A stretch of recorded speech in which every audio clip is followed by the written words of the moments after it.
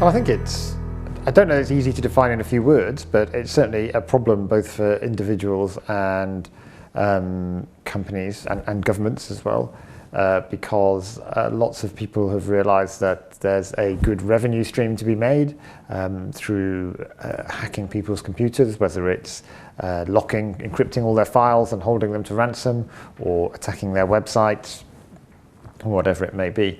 And it's hard to manage because it's a transnational problem. The criminals targeting Morocco, for instance, are probably not based in Morocco.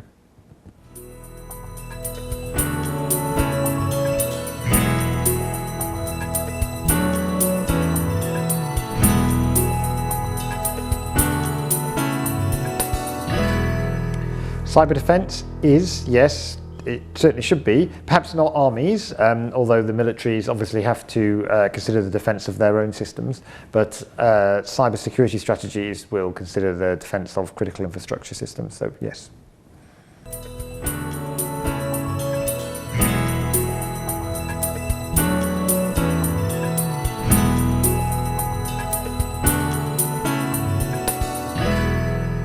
I think it's unlikely that hacking or cyber attacks will be used solely as a means for war, because if you look at places like North Korea right now, they are trying to build a nuclear weapon and ICBMs. It's still really military power is predominantly expressed through conventional means still. But I think it's become an ancillary for functions, and also something that happens when people aren't at war. So if you look at the hacking of the DNC, the Democratic National Committee, in the US in the run-up to the elections, that wasn't against critical infrastructure, but nevertheless certainly had an impact on the integrity of the elections overall.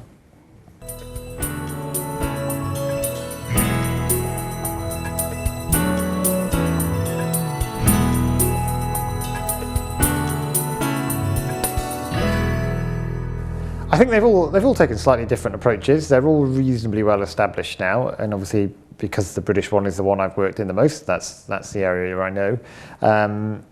They're all quite well established. They all have lead departments, so I think they've all come a long way, certainly, especially in the last 5 years. And all the governments have also committed to putting more money into cybersecurity, which is a good thing. In terms of encouraging industry, it's a challenge. I mean, the UK has chosen not to go the legislative route, so there's no new laws being made. There has been some legislative changes in the US, and I'm not quite sure what France is doing on that front. But in general, I think they are all taking the approach of trying to work more cohesively with the private sector, because they are all countries where lots of critical infrastructure is owned by the private sector to differing degrees in each country, but still in the hands of organisations that government can't easily dictate to, and also are doing more to reach smaller companies who don't have direct relationships with government, and also individuals, to try and improve individual cybersecurity.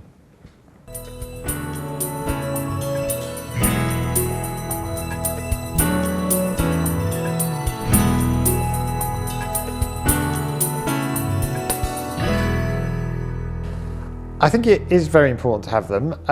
It would be, it would be difficult, I think, now for a country to not have a cybersecurity strategy, whether it was on its own or part of a larger, I don't know, like a technology strategy or something. But the cost of not having one would mean that I think you would struggle to have a cohesive approach to cybersecurity, and the challenges that would bring are the response really to cybercrime primarily, really. So even in the UK, which is not geographically enormous, how individual police forces deal with cybercrime, with cyber incidents that are reported locally, is very difficult. As we've already said, the criminal groups are overseas. And how without a cyber strategy you, I think, would struggle to get a picture in your country of what the real situation was like, because if you don't encourage people to share with you and report to you as a government, you don't really have any idea what's happening out there, what the landscape looks like. And you have in a civil government sense, you have an obligation, even if the companies that run things like the power supplies and water are private sector. As a government, you have an obligation to make sure they are well run and that those lights stay on and they're not brought down by hackers. So to make sure that the companies have, whatever approach you take it, your strategy should incorporate ensuring that those companies are taking cybersecurity seriously.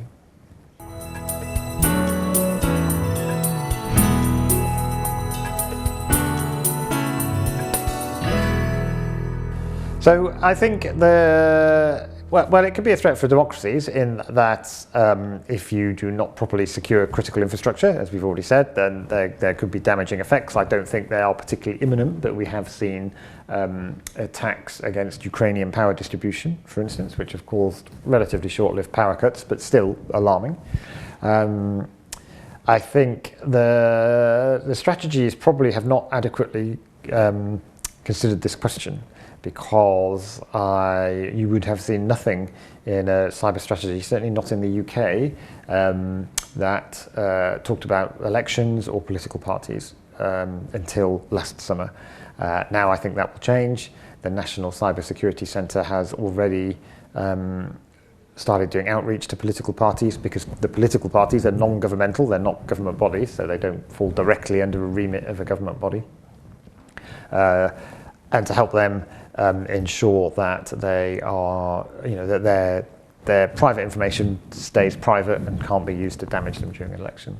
And although they are not so widely used in Europe, the US has a lot of electronic voting machines. And obviously, if they are not secured, then there's potentially a direct threat to democracy in that somebody could not bother with all the propaganda and just change the vote. And once it had been done, it would be very hard to unpick and work out what had been done and restore trust in future elections.